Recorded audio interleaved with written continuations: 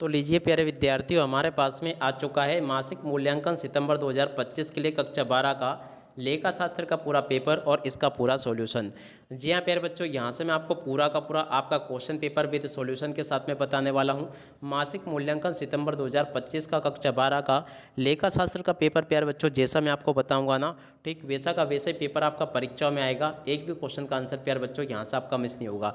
देखो प्यारे बच्चों, आपके पेपर के लिए आपको समय 1 घंटे का मिलेगा। पूर्णांक प्यारे बच्चों आपका 20 अंकों का होगा। और जैसा पेपर प्यारे बच्चों मैं आपको बता रहा हूँ ना, ठीक वैसा ही पेपर आपका परीक्षा में आएगा। तो चलो हम जल्दी से आगे बढ़ते हैं, समझते हैं आपके पूरे पेपर को और इस पेपर के पूरे सॉल्यूशन को। देखो प्यारे बच्चों, इस प्रकार का पूरा पेपर होगा। सर्वप्रथम यहाँ पर आपसे सही विकल्प क्वेश्चन पूछे जाएंगे। तो देखो पहला क्वेश्चन पढ़ते हैं, क्या लिखा है, ऋण पत्र क्या है। देखो प्यारे बच्चों, ऋण पत्र क्या है, तो देखो इस क्वेश्चन का उत्तर आपका आ जाएगा, कंपनी द्वारा लिया गया एक प्रकार का दीर्घकालिक ऋण है। ठीक है। और अब अगला क्वेश्चन, ऋण पत्रों का निर्गमन किसके लिए किया जा सकता है। देखो प्यारे बच्चों, ऋण पत्रों का निर्गमन किसके लिए किया जा सकता है, तो देखो इस क्वेश्चन का उत्तर आपको यहाँ से लिखना होगा, उपरोक्त सभी के लिए किया जाता है। और अब अगला क्वेश्चन, ऋण पत्रों के मोचन का अर्थ है। तीसरे नंबर का जो क्वेश्चन प्यारे बच्चों पूछा ना, ऋण पत्रों के मोचन का अर्थ क्या, तो देखो ऋण धारकों को उनके ऋण की वापसी करना इसका अर्थ होता है। ठीक है। यहाँ तक के प्यारे बच्चों मैंने आपको सभी क्वेश्चन के उत्तर बता दिए। उसके बाद में देखो अगला question, debenture redemption reservation reserve किस उद्देश्य के लिए बनाया गया है।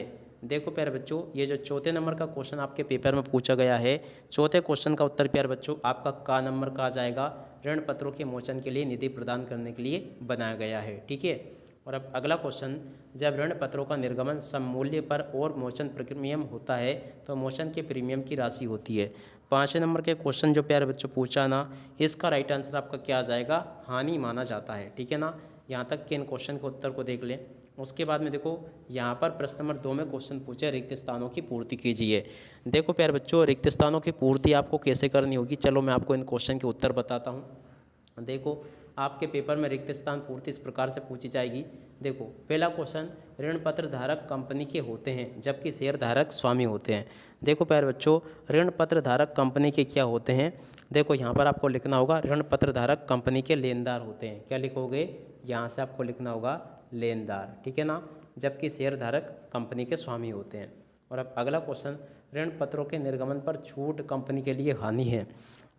देखो प्यारे बच्चों, एक कैसी हानि है, तो देखो यहाँ पर आपको लिखना होगा पूंजीगत हानि है। क्या लिखोगे, यहाँ पर पूंजीगत हानि है। तो देखो यहाँ से आपको पूंजीगत हानि लिखना होगा।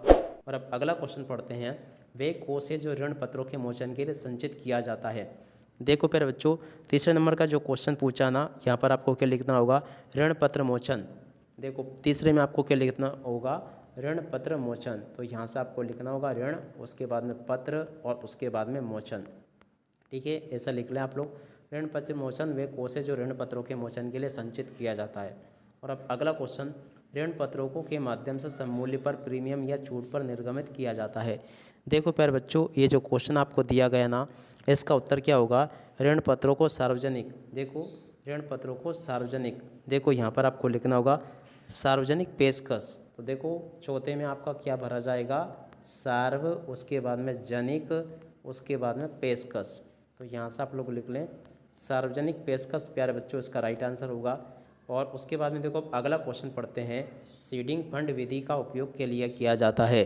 देखो प्यारे बच्चों, सीडिंग फंड विधि का उपयोग किसके लिए किया जाता है, देखो ऋण पत्रों के मोचन के लिए, ऋण पत्रों के मोचन के लिए किया जाता है। तो देखो यहाँ पे आपको क्या लिखना होगा, ऋण और उसके बाद में पत्रों के मोचन के लिए किया जाता सीडिंग फंड विधि का उपयोग, है ना। तो यहाँ से आपको इस प्रकार से इन क्वेश्चन के उत्तर लिखकर आना होगा। उसके बाद में देखो आपके प्रश्न नंबर 3 में इस प्रकार से क्वेश्चन पूछे जाएंगे जो कि मैंने आपको ये बता दिए। और 3 के बाद में देखो अब आगे सभी के सभी क्वेश्चंस आपके पेपर में परीक्षाओं में ऐसे आएंगे जैसे कि मैंने आपको बताए। उम्मीद करता हूँ कि प्यारे बच्चों आपके पेपर के सभी क्वेश्चन आपको इसी प्रकार से समझ में आ जाएंगे जैसे कि मैंने आपको बताए। अब चलो मैं आपको इन सभी क्वेश्चन के उत्तर और बता देता हूँ। तो लीजिए प्यारे बच्चों, यहाँ से आप लोग इन क्वेश्चन के उत्तर को देख लें। प्रश्न नंबर 3 के उत्तर प्यारे बच्चों ये लिखा है। उसके बाद में देखो प्रश्न नंबर 2 का उत्तर प्यारे बच्चों ये लिखा है। इस क्वेश्चन के उत्तर को भी आप लोग देख कर जाना। उसके बाद में देखो इसी के तीसरे वाले क्वेश्चन का उत्तर प्यारे बच्चों ये लिखा है, आप लोग देख लें। यहाँ से लेके प्यारे बच्चों इसका उत्तर होगा और उसी प्रकार से आप लोग इस क्वेश्चन के उत्तर को देख लेना। और उसके बाद में देखो प्यारे बच्चों प्रश्न नंबर 4 का उत्तर पूरा का पूरा ये लिखा है, आप लोग देख लें, यहाँ से लेके यहाँ तक का प्यारे बच्चों इसका पूरा उत्तर है। ठीक है, 4 के बाद में देखो प्यारे बच्चों आगे बढ़ते हैं। तो देखो यहाँ तक के सभी जो क्वेश्चन थे ना आपके पेपर के, उनके उत्तर प्यारे बच्चों मैंने बता दिए। अब 5वें क्वेश्चन का उत्तर प्यारे बच्चों यहाँ से होगा आपका, देख सकते हो ये वाला यहाँ से लेके और यहाँ तक का प्यारे बच्चों आपके 5वें क्वेश्चन का उत्तर रहा। आशा करता हूँ कि प्यारे बच्चों आपको इस सभी क्वेश्चन और उन क्वेश्चन के उत्तर अच्छे से समझ में आ गए होंगे। जैसा पेपर प्यारे बच्चों मैंने आपको बताया ना, ठीक वैसा का वैसे पेपर आपका परीक्षाओं में आएगा।